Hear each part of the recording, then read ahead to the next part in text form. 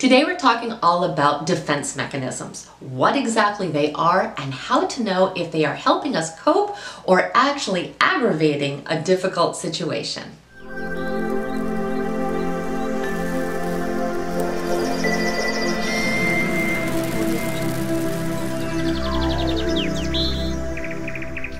Welcome back. My name's Nina and I'm a life coach that specializes in personal development. Here at this channel we talk about everything having to do with our emotional well-being, understanding our own psychology, and leading our best life possible. So if you aren't already a subscriber, please take a moment and become one. We definitely want you to stay connected. So what exactly is a defense mechanism? Well, we can really define it as any mental process that we initiate, usually unconsciously, to help us avoid conscious anxiety or conflict. We can think of it as a way we might use to either think or behave that tries to protect or defend our self-image or even our self-esteem. It's a way we can really distance ourselves from the thoughts, feelings, or actions that are just too painful for us. Now, these defense mechanisms can be used to help us cope and many times can actually be very beneficial and healthy for us to use. But a lot of times these defense mechanisms that we use are unhealthy and they can actually either aggravate a problem or potentially cause new problems. One interesting thing I wanted to briefly touch upon was that it was actually Sigmund Freud's daughter, Anna Freud, that really developed these theories and really refined the theories of defense mechanisms. Now, from there, of course, it was expanded upon into what it is today in modern day psychology. Now, psychologists tend to categorize defense mechanisms by how primitive they are. So we can say they go from being very primitive to very mature. And the more primitive they tend to be, the least effective they are going to be in the long term. So they are very, very short-term solutions, if you can even call them solutions. So let's go ahead and talk about some of the more common defense mechanisms that are used. Now, this is definitely not a complete list, but I wanted to talk about some of the different mechanisms that you may actually recognize. You want to remember also that every single human being needs to protect themselves. So it is, of course, the reality that we all use defense mechanisms. It is important, however, that we learn to really identify them and make sure that we are using defense mechanisms that are actually helpful to us and that don't cause any further damage to our life. So if some of these things kind of ring a bell to you, you're not alone, and we will talk about, after this list, some of the more mature ways that we can use defense mechanisms. But let's start with some of the more primitive types of defense mechanisms. Now, the first one is denial, and this is probably the most primitive one of all, but here we are really just denying any kind of fact or reality. We are saying that a situation, event, thought, or feeling never ever happened in the first place in an attempt not to feel the pain associated with it. Now, the second one is regression, and this is when we might revert to an earlier stage or time in our life where we felt we were more safe or secure. So this is where we try to deal with difficult situations by adopting different thought patterns or behavior patterns that we had in years prior. So we might see this, for example, if an older child is sick and goes to the hospital and you notice that they are sucking their thumb. An adult might do this if they are under an incredible amount of stress and have to work that day, but instead they decide they are going to stay in bed and play video games all day. Number 3 is acting out. In acting out, we are going to engage in very extreme behavior in an attempt to really express feelings that we otherwise really can't communicate. So for example, instead of having the ability to say to someone, well, what you said just really hurt my feelings, you may, punch the wall, or you may shove someone aside. But you do something that is kind of extreme in nature that is usually not very appropriate. And this can even include, unfortunately, self-harm as well. Acting out is one of the most dangerous types of defense mechanisms because, of course, it can cause harm to other people and, of course, to our own selves. Number 4 is projection. In projection, we take our own thoughts and feelings and we put them upon someone else entirely. So an example might be that you are a very dishonest person, but you call everybody else a liar. This really happens when we really lack personal insight or self-awareness. Now the 5th one is called displacement. In displacement, we take our negative thoughts and feelings about a particular person or object and we take it out on a different person or object. This usually happens when we feel that we can't really safely express how we are feeling to the person that it actually involves. So for example, you might be really angry at your husband, but you instead yell at your child. This type of defense mechanism is actually really ineffective because it really helps nothing and actually harms someone who has nothing to do with the situation, and that can cause other problems as well.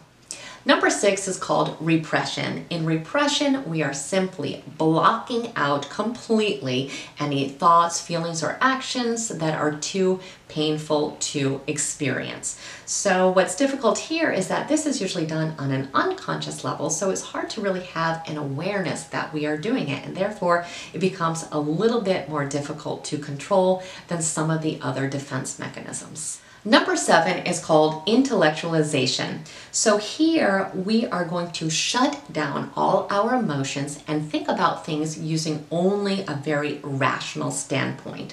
And we are doing this in situations that usually call for a lot of emotions to be expressed. So this is really used when we really feel the need to distance ourselves from some kind of truth. So for example, we may have gotten told that we have cancer. So instead of actually expressing our sadness or grief, we're going to immerse ourselves in getting, a lot of information and studying the medical procedures in a very clinical type of sense. So we're not going to really express ourselves. We're going to look at everything really just from the intellectual angle only. Number 8 is called undoing. Now in undoing, we are trying to somehow take back a behavior or a thought that we later realized was hurtful or unacceptable in some way. So an example of this might be that we let a comment slip to our friend that we felt that she was unattractive, so we spend the next 2 hours trying to shower her with compliments and just keep talking about how beautiful that she actually is. Number 9 is extremely common and it's called rationalization. So here we are trying to kind of distort or put a spin on facts to make them seem a little less threatening to us. So for example, we may say that everything happens for a reason, we may make up excuses, or we may, just try to distort the facts enough to make it seem a little bit more acceptable to us. So basically, we're trying to explain the situation away, even if it involves telling ourselves some form of a lie. So you may recognize some or all of these different defense mechanisms, and these are the more primitive of our defense mechanisms. But now let's take a moment to talk about some of the more mature defense mechanisms, some of the ones that actually can be beneficial and can help us to truly cope with a situation.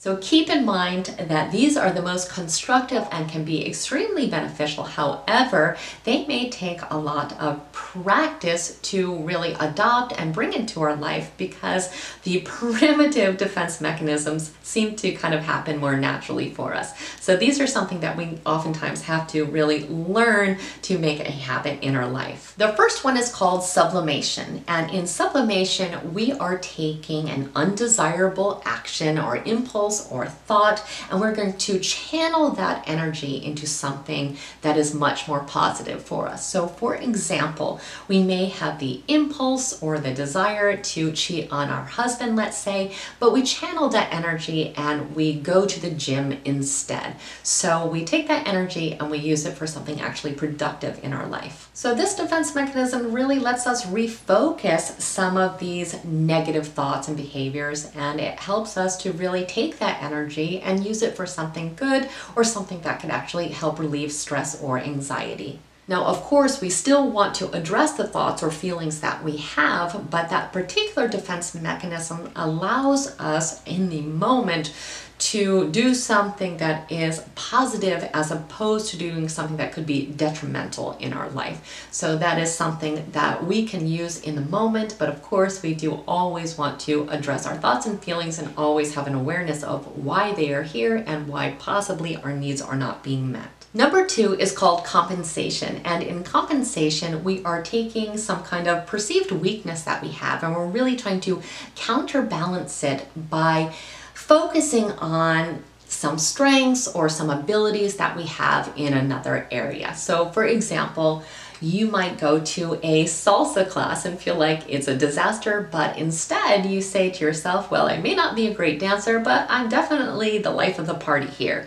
So you took the situation and you found something positive in it, even though you felt that there was some kind of perceived weakness. Here we just have a healthy recognition that we can't be great in every aspect of our life. So compensation is a wonderful defense mechanism as long as we aren't using it to kind of overcompensate. So it's something that we can really use to help reinforce and build our self-image and our self-esteem. And the third one is assertiveness. In assertiveness, we look at a situation and we clearly and directly express our needs. So when we practice assertiveness, we are not being disrespectful in any way. We are being incredibly respectful, yet we are telling people what we actually need and want them to do. We certainly don't want to be aggressive, and we definitely don't want to be passive. So learning to be assertive is actually the perfect balance between the two. When we are practicing assertiveness, we are having our needs met in a healthy and constructive way. It is, as I mentioned before, the absolute best defense mechanism we could ever learn to use and the most beneficial communication tool that there could ever be. So those are all the defense mechanisms that we are going to talk about today. And as I mentioned, that is not a complete list. There are many, many, many different defense mechanisms that we use as human beings, again, to try to avoid pain as much as possible and to protect ourselves.